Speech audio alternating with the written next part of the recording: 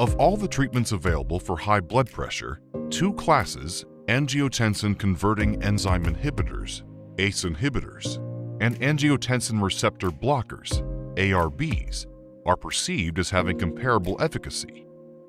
Understanding the mechanisms of action behind the ACE inhibitors, like Coversil and ARBs, can have major consequences for patients. Angiotensinogen is the substrate for renin. Its fixation allows the angiotensin to transform it into angiotensin 1.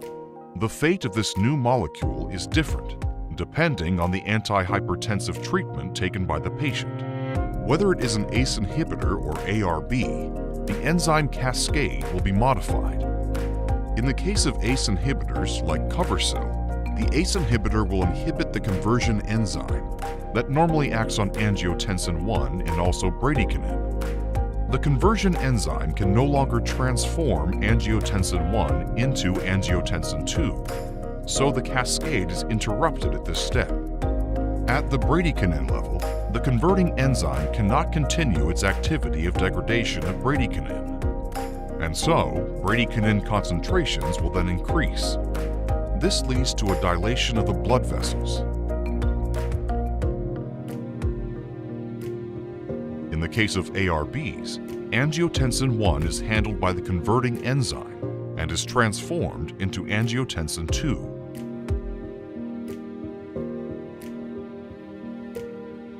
The angiotensin 2 will be able to interact with different AT1 or AT2 receptors.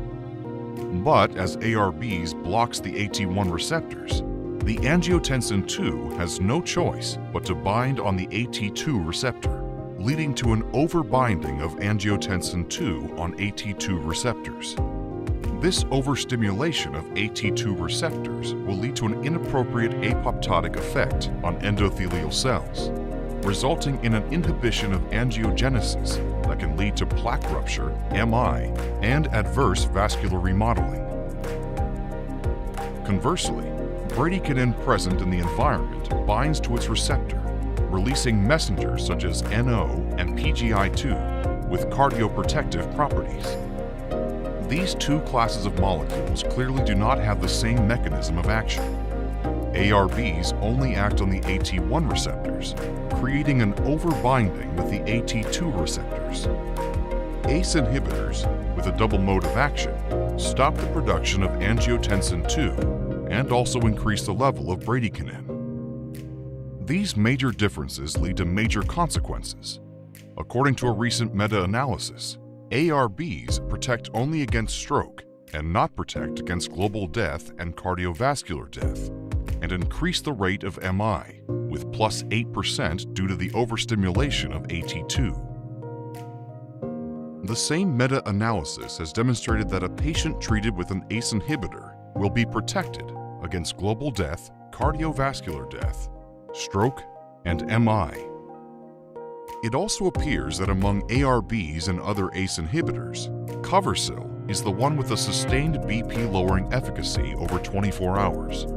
By using Coversil, you ensure that your patient will be controlled and also protected against cardiovascular events. And if your patient needs more efficacy, Servier provides you with other Coversil-based treatment like Coveram and Triplixam.